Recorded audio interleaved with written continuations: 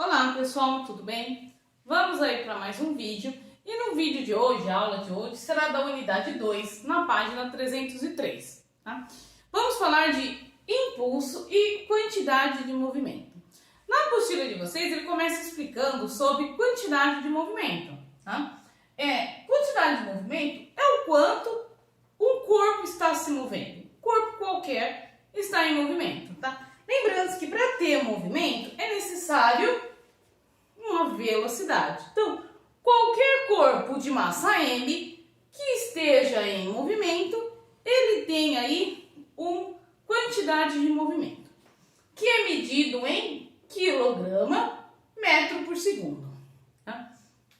E impulso. Impulso é quando você faz uma força, né, para induzir o movimento, né? Faz aquele impulso para correr, ou então aquele impulso para pular, né? Então, o impulso sempre é uma força que é feita por um determinado tempo, tá?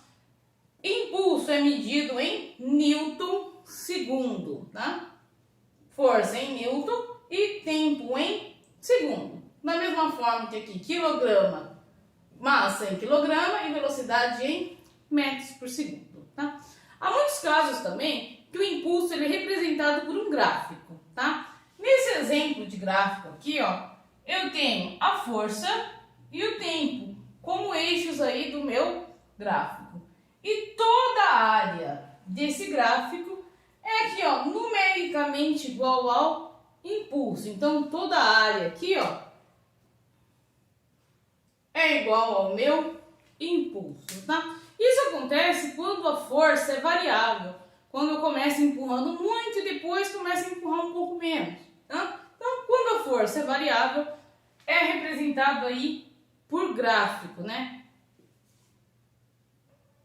Por um gráfico e observando aí a área do gráfico. Bom, impulso e quantidade de movimento estão sempre relacionados, tá? Eu vou colocar aqui um exemplo para vocês, um exemplo simples, só para explicar aqui como relaciona sempre o impulso e a quantidade de movimento, né? Vamos supor que aqui, ó, meu carrinho, tá vendo?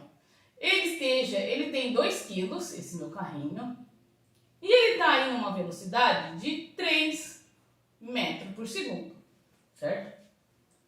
Então aqui, ó, ele tem uma quantidade de movimento, 2 vezes 3, 6 quilograma metro por segundo, nesse momento. Se eu fizer um impulso nesse meu carrinho, então eu fiz aqui, ó, uma força por um determinado tempo no meu carrinho. Ele vai aqui, ó, aumentar a velocidade dele. Então agora ele vai estar aqui a 8 metros por segundo. A minha quantidade de movimento agora aumentou.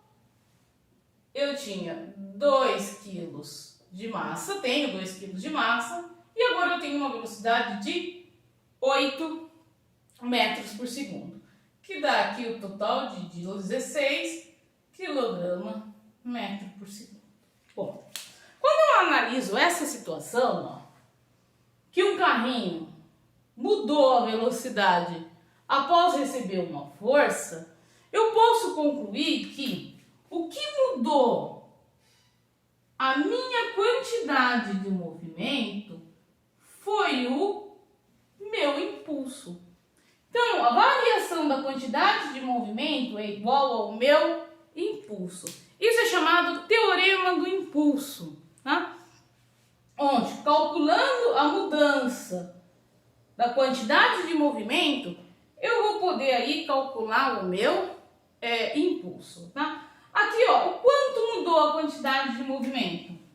Final menos inicial igual ao impulso. Vou colocar um i diferente aqui, ó. Final menos inicial igual ao impulso. Quanto mudou?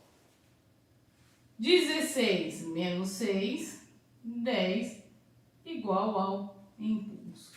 Quer dizer, o meu impulso nessa minha situação, ó, movimento segundo. Certo? Vê como está relacionado. Toda vez que ocorre o impulso, ocorre também uma alteração na quantidade de movimento, tá?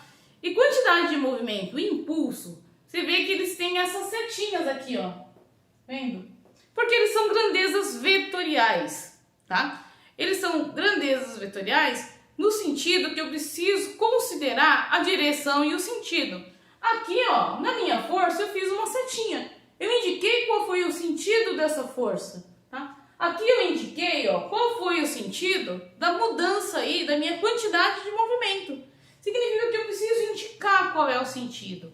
Se nesse mesmo exemplo, a minha força fosse para cá, tá? Quer dizer, a minha quantidade de movimento para um lado e a minha força para o outro lado, ocorreria o quê? Que esse meu objeto não ia aumentar a velocidade. Quer dizer, ou ele ia parar ou ele ia inverter de sentido. É um exemplo que eu vou fazer com vocês aqui agora, tá? Esse exemplo que eu vou fazer com vocês é o da página 309, o exercício 4. Então, ó, acompanha aí o enunciado com a sua apostila, tá bom? E vamos fazer, já deixem aí a solução desse exercício no seu caderno.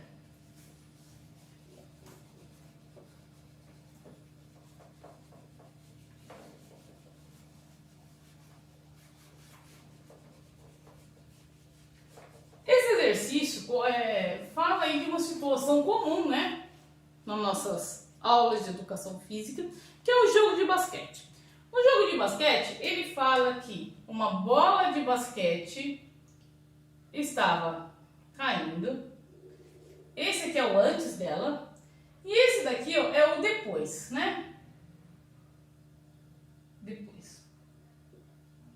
O antes aqui, ó, e o depois aí da minha bola de basquete, tá? Esse exercício ele está na página 309, é o exercício 4. Bom, no enunciado fala que o professor de basquete está observando, né, o jogo, as bolas de basquete, e quando essa bola de basquete, que tem uma massa de 0,5 quilogramas, né, tá lá 500 gramas, né, 500 gramas, e 500 gramas é 0,5 quilos. Quando essa bola está descendo, a velocidade dela é de 20 metros por segundo, certo? Quando ele está subindo, a velocidade passou a ser 16 metros por segundo. Então aqui eu tenho, ó, mesma situação, uma de antes e uma depois, né? Bom, vamos analisar quando ela está descendo, né? Quantidade de movimento é igual a massa vezes velocidade. Também, quantidade de movimento, massa vezes velocidade. Aqui ela está descendo, que é igual a 0,5 vezes 10. Meu Q é igual a... Opa, é 20 aqui. Já dei a resposta, ó. 20.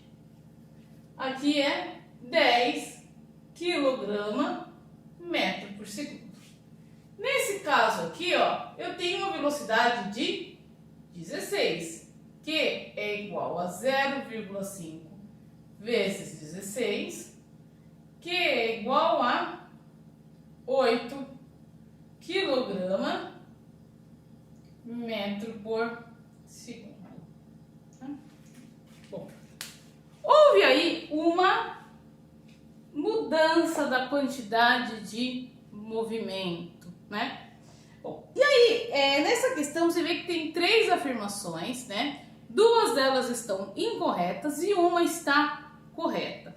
E elas falam da variação da quantidade de movimento, o quanto mudou dessa quantidade de movimento. E aí que está o segredo, tem que analisar.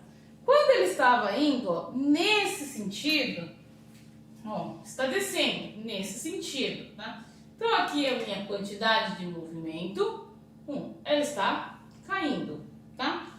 Quando ela chega aqui no solo, ela sofre um impulso, que é uma colisão entre o piso, né, entre a quadra de basquete e a bola, que esse impulso faz com que ela retorne. O meu impulso, ele está nesse sentido aqui, ó.